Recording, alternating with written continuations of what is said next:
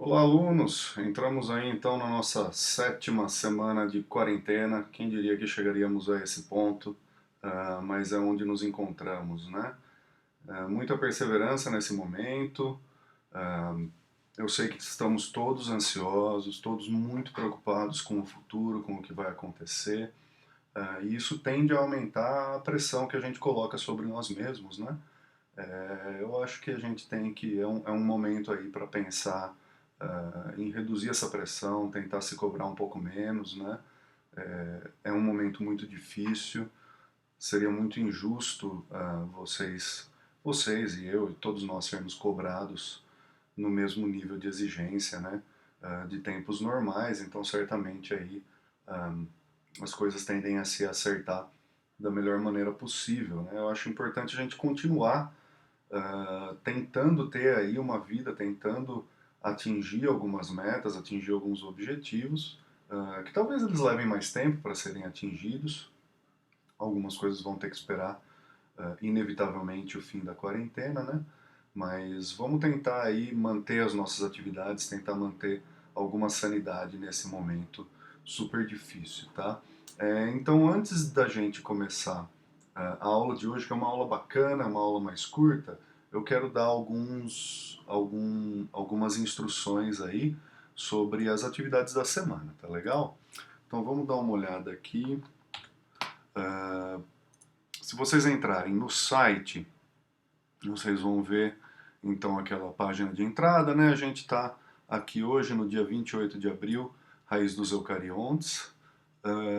Eu vou pedir para vocês fazerem, ao invés de fazer um ensaio, que vocês façam então a correção dos ensaios dos seus colegas. Então eu já fiz os parezinhos aqui, né? Então, aqui como exemplo, a Aline deve corrigir o último ensaio da Maria e a Maria deve então corrigir o último ensaio da Aline. Eu já expliquei para vocês como fazer isso, mas só para lembrar um pouquinho. Então, isso aqui é uma atividade é um exercício, como tudo que a gente faz nessa disciplina, né? Então, tentem sempre focar em adquirir habilidades. Só lembrando para vocês que eu peço que vocês leiam e comentem os ensaios de seus colegas porque vocês têm níveis muito parecidos de habilidades de escrita. Então, tipicamente, quando você corrige o do colega ao invés do seu, você consegue ver coisas que você não vê quando você está escrevendo. Então, enquanto você está corrigindo o ensaio do seu colega, você pensa assim, olha só, essa frase aqui ela está estranha, ou ela não está clara, ou ela está ambígua, ou então ela está enrolando muito. Será que eu não faço esse mesmo tipo de coisa? Deixa eu pensar aqui sobre o meu próprio ensaio, tentar entender se eu também não estou executando esse tipo de erro, tá? Sempre façam comentários construtivos, expliquem o que você está tentando dizer, tá? Olha, eu achei que essa sentença tópico não é uma boa sentença tópico por isso e aquilo. Eu sugiro que você faça dessa ou daquela maneira, tá? Então sempre construtivo, sempre tentando se melhorar, tá legal? Então essa é a atividade de ensaio de hoje. Eu também sugiro que quem quiser escrever um ensaio, então que vocês o façam. Muitos de vocês não fizeram, cadê ali nas notas, se vocês olharem, muitos de vocês não fizeram, né, o ensaio opcional. Então as pessoas aqui que não têm ensaio opcional, é um bom momento aí para talvez realizar esse ensaio opcional, tá legal? A outra coisa que vocês vão ver é que eu comecei a dar notas no seminário, que eu dividi o seminário em duas etapas, então, já que a gente realmente não vai nunca ter essas apresentações ao vivo, então eu decidi separar, então vocês vão continuar entregando o seminário, tá? Eu estou olhando todos os seminários, assim que eles são entregues, eu verifico, eu vejo se tem algo muito fora do comum ali, se tiver eu vou dar feedback para vocês individualmente, senão eu vou apenas dar aí a nota, que é 1. Tá? Então sobra 0,75 aí. Tá? Então sobra 0,75 que vai entrar então aqui nessa segunda parte da nota, tá? Que é, eu estou pedindo para vocês entregarem um um simples relatório, então até o fim da disciplina aqui, ó, relatório de modificações, tá? Upload até 9 de junho, que é a semana seguinte à semana da nossa última avaliação, tá? Esse relatório ele deve ser super breve, super simples, tá? Então você vai simplesmente colocar em bullet points mesmo quais foram os aspectos que vocês mudaram na página, tá legal? As aulas já estão disponíveis aqui, os PDFs para quem quiser estudar. Eu sugiro que vocês continuem a ler, então a gente tem aqui esses dois principais artigos de hoje. Eu vou falar dos dois na aula, mas eu sugiro que vocês leiam esse aqui, para vocês terem uma ideia do que dessa parte, né, da teoria dos eucariontes aí. Continuamos aí com o fórum, né? Então eu vou abrir aqui uma aula 7 também, se vocês quiserem discutir aí. Mas é isso, gente. Então, vamos para a aula de hoje, a aula 7, tá? Então eu vou fazer alguns comentários, tá? Sobre os ensaios de forma geral, mas eu também terminei de corrigir todas as suas avaliações. Vocês vão ver que as notas já estão lá e eu enviei um e-mail individual para cada um de vocês com os meus comentários sobre essas avaliações. De maneira geral, essa turma está escrevendo muito bem, tá? Vocês conseguiram aí absorver as ideias principais de como escrever. Existem alguns problemas que continuam aí aparecendo, tá? Então, em primeiro lugar, eu acho que vocês ainda têm muita dificuldade em determinar o tamanho da questão que vocês vão olhar. Lembre-se que esses ensaios são curtos, tá? Então vocês acabam utilizando ou tentando entrar em questões que são muito grandes para o tamanho do ensaio. Tá? Eventualmente vocês vão conseguir atacar questões grandes quando você tiver mais espaço, quando você estiver fazendo sua monografia, a sua iniciação científica. Mas a sua habilidade de escrita, ela não muda dependendo do tamanho do tema, tá? Temas maiores são mais difíceis de serem tratados. Então eu peço que vocês reduzam o tamanho desses temas, que vocês ataquem aspectos muito mais pontuais, então, aí dessas questões que vocês estão levantando, tá? Fora isso, a gente tem algumas outras coisinhas aí que eu notei.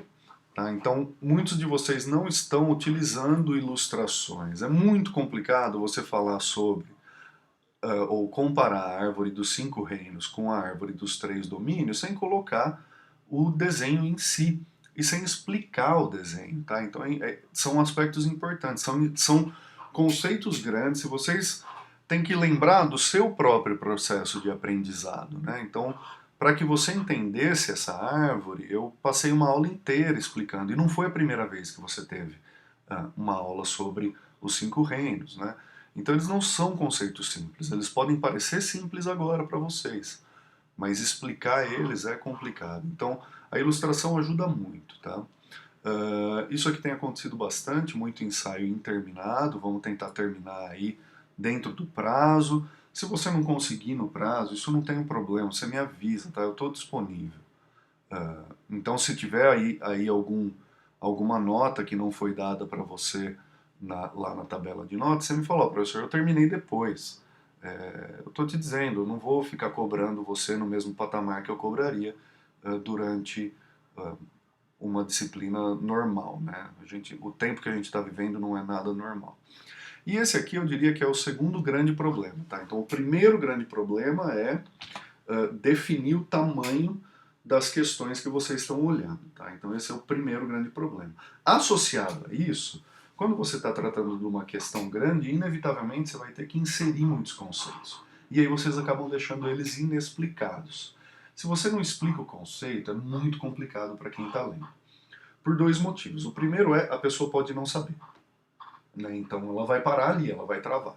E o segundo motivo é que conceitos grandes, eles tipicamente têm muitos jeitos de serem vistos de maneira diferente. Então, se você não explica o que você está querendo dizer, com aquele conceito, fica uma ambiguidade no seu texto, né? Então, o que você quer dizer com um grupo basal? Né? Existem muitos aspectos sobre um grupo filogeneticamente basal. Então é importante que você defina. Eu estou chamando isso de basal.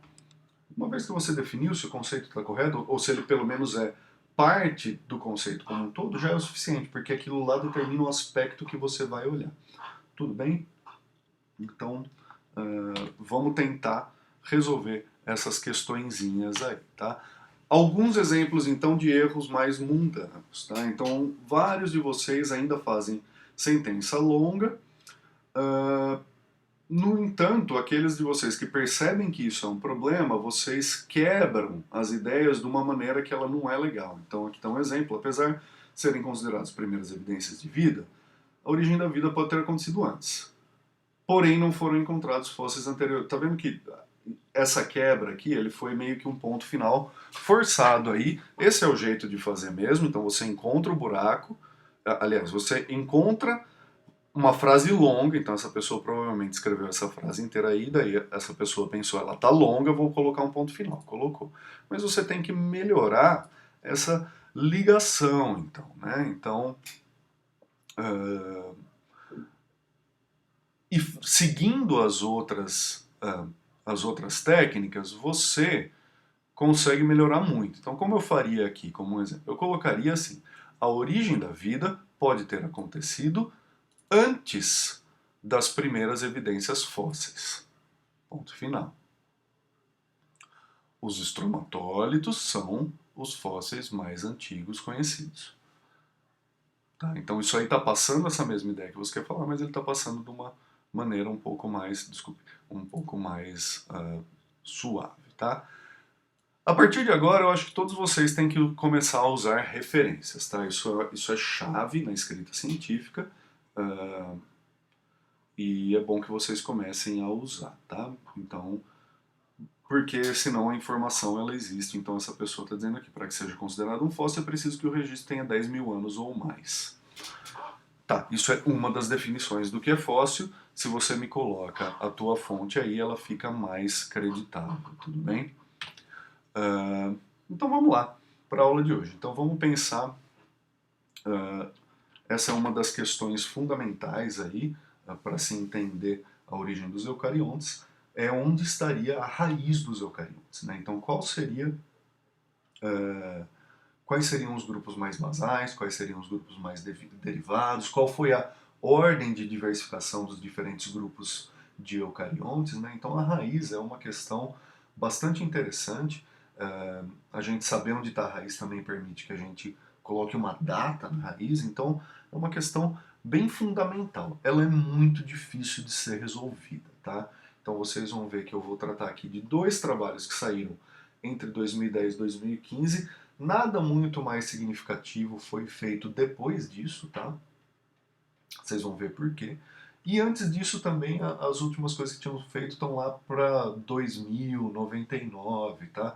Então, é uma dessas questões que ela volta, ela precisa de um acúmulo muito grande de informações para que as pessoas voltem a se perguntar sobre ela, tudo bem? Vamos ver por que que isso acontece, tá? Então, a gente tem algumas dificuldades fundamentais em determinar raízes de grupos filogenéticos, tá? A primeira questão complicada é que o enraizamento ele é sempre pós-hoc, né? Então o que é pós-hoc?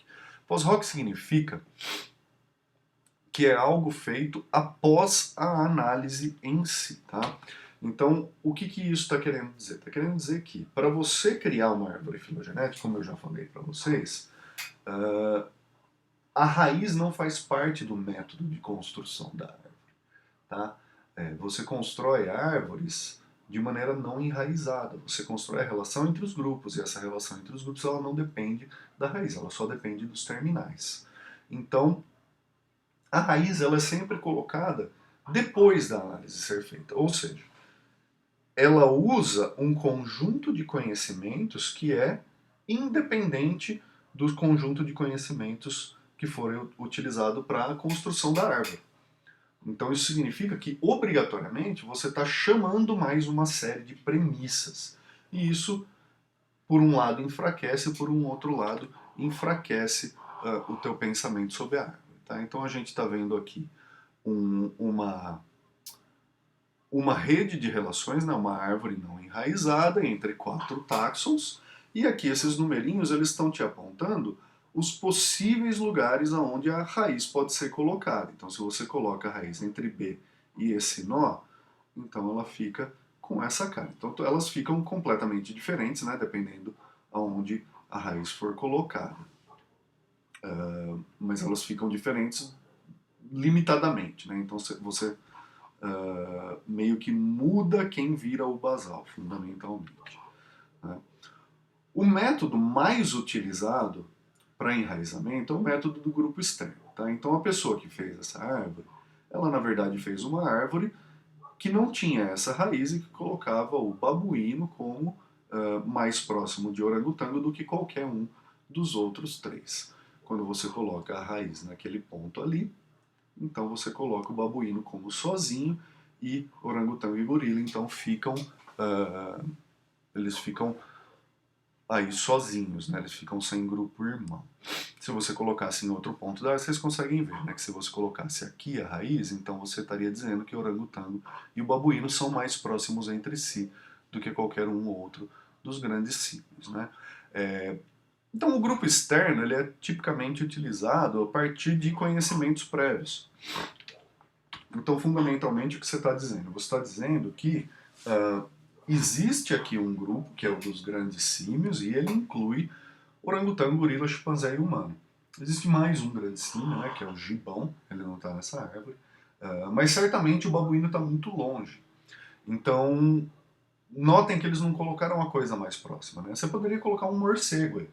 Né? Então você pode colocar algo que você sabe que está muito distante e que não deve estar dentro do seu grupo de interesse. E isso só serve para que você consiga observar as relações da maneira que você imagina que aconteceu. Tá? Então esse é o método do grupo externo. Ele é um método bastante intuitivo, é um método bastante utilizado, é um dos principais métodos utilizados. Ele pode incorrer em problemas de comparação, tá? Se o grupo externo é muito distante, muito diferente do grupo interno, você acaba tendo poucos caracteres comparáveis. E isso pode prejudicar a reconstrução filogenética em si. Mas, de maneira geral, é um método bastante utilizado, é tipicamente o método que a gente acredita ser o mais razoável, tá? É você utilizar o grupo externo. Existem outros métodos, tá? Eu vou só voltar aqui um pouquinho. Existem outros métodos de enraizamento, tá? Então, se a gente lembrar de uma reconstrução de maximum likelihood, esses ramos eles têm comprimentos, né? Então, existe um dos métodos é você assumir que a raiz está no meio de todas os comprimentos de ramo. Então, você faz uma somatória dos comprimentos de ramos, divide e você coloca a raiz no meio. Então, ela pode vir parar em qualquer ponto mais central aqui desse diagrama de relações. É um método que não faz muito sentido biológico. Ele faz perfeito sentido matemático, os matemáticos adoram, mas ele não faz muito sentido biológico. E existem aí alguns outros métodos mais alternativos, mas o principal método utilizado é o método do grupo externo. Esse é o mais intuitivo e é o mais filosoficamente justificável. Mas ele incorre num problema muito sério, né? Então, se a gente quer, então, por exemplo, determinar qual é a raiz de toda a vida, você tem um problema. Porque qual seria o grupo externo à vida? Então é uma questão que era sempre colocada pelo professor Sérgio Vanin, né, que foi aí um dos fundadores da sistemática filogenética no Brasil, já aposentou aí no IB. Qual que é o grupo externo da vida? Né? Seria o que? Uma rocha? Seria não vida? Seriam os vírus? Né?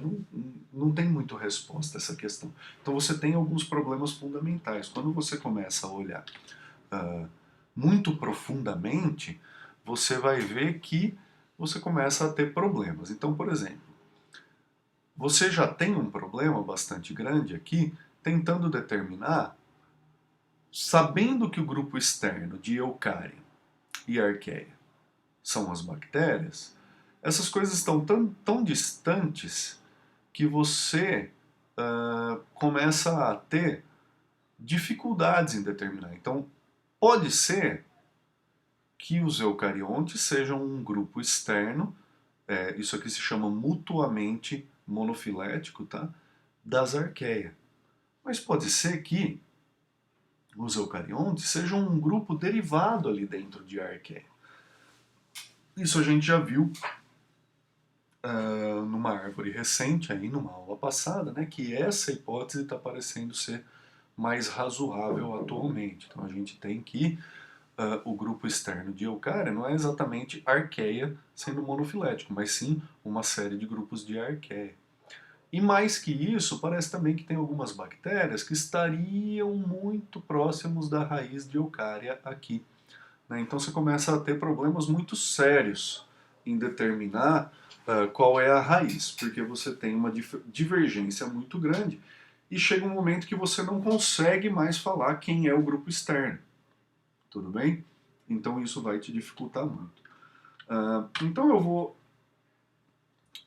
Isso aí é o tempo, né? Então é o que eu acabei de falar. Então, como esses ancestrais aí desses grandes grupos são muito antigos, você tem divergência genética extrema e começa a ficar muito difícil determinar o que está acontecendo lá na base, tá? E aí as pessoas usam algumas ideias bastante interessantes para tentar resolver essas questões. Eu vou mostrar então uma ideia que surgiu aí então em 2014, 2015, para tentar resolver essa questão.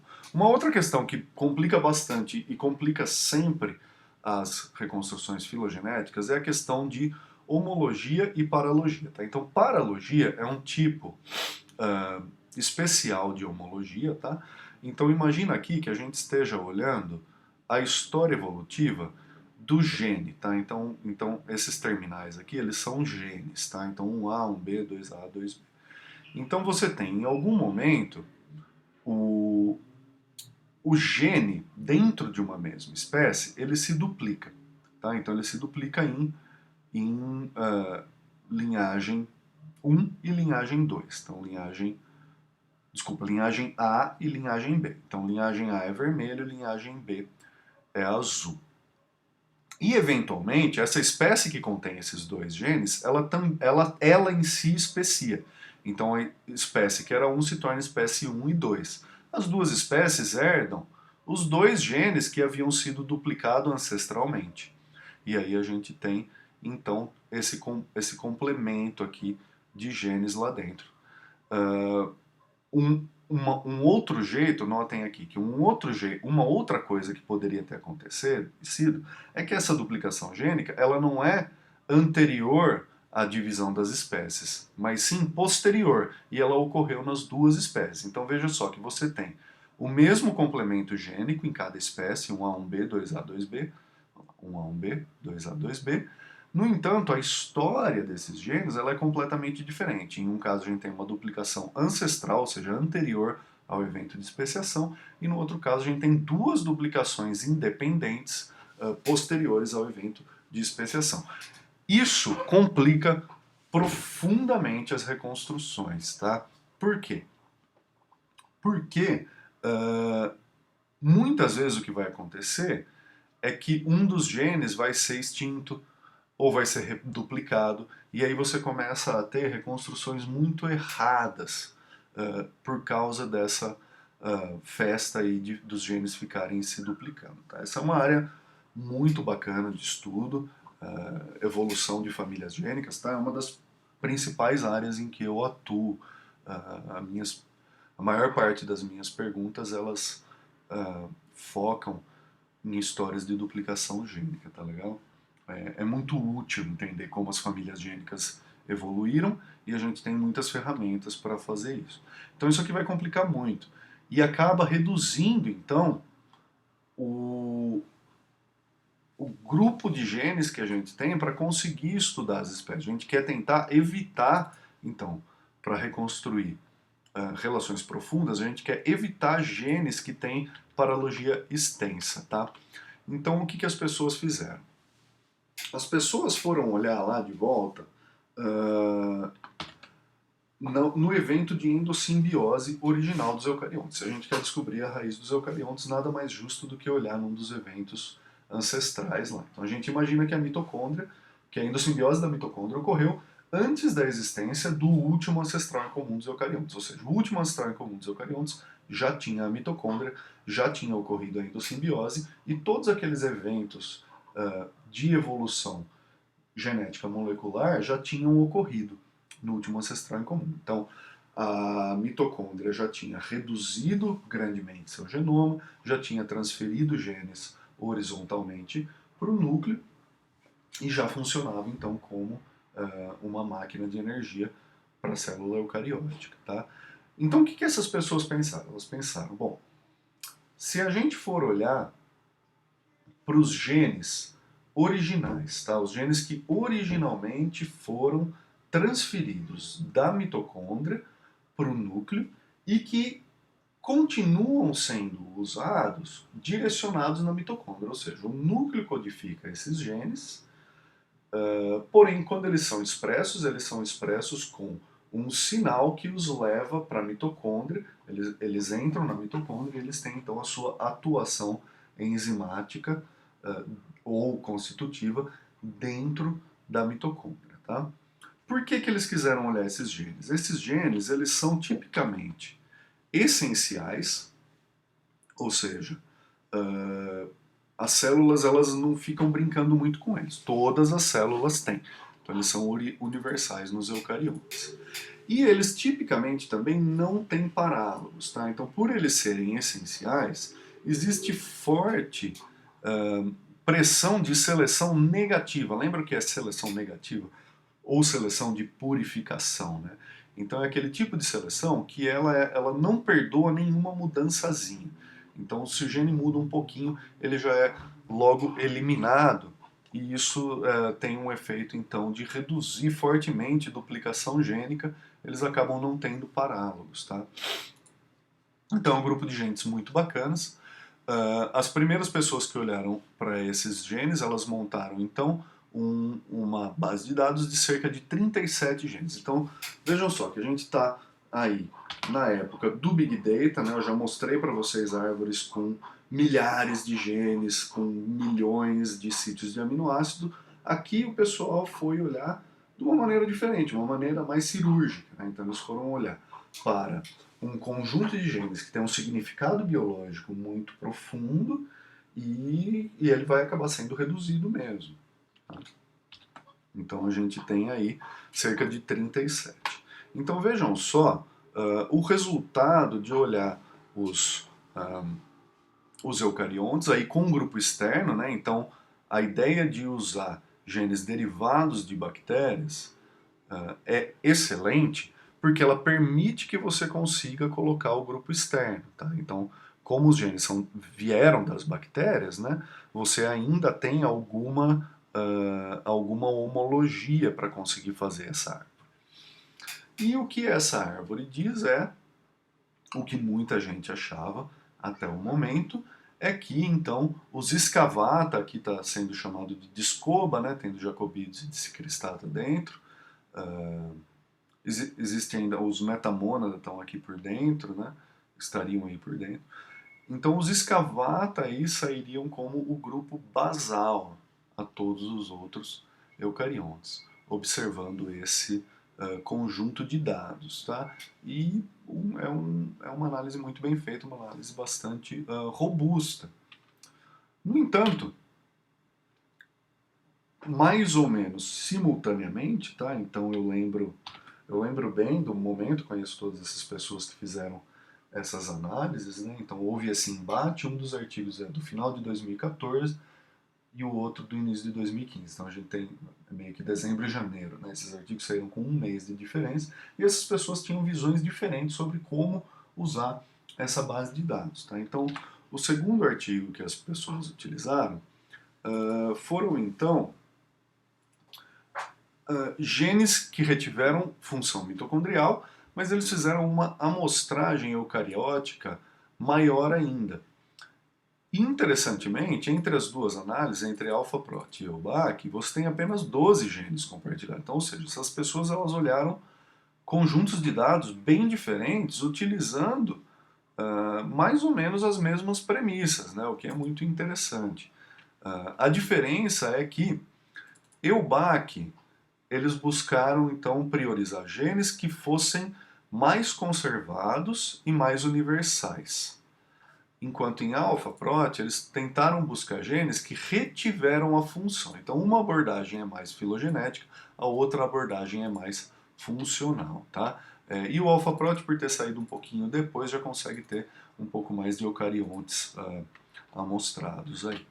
Tá? Então, essa é a árvore. Aqui, na verdade, eles estão comparando, tá? Então, aqui a gente tem EUBAC, né, que é aquela outra imagem que eu já mostrei. Vejam aqui que os escavata de escova estão, então, basicamente aí na base de todos os outros grupos.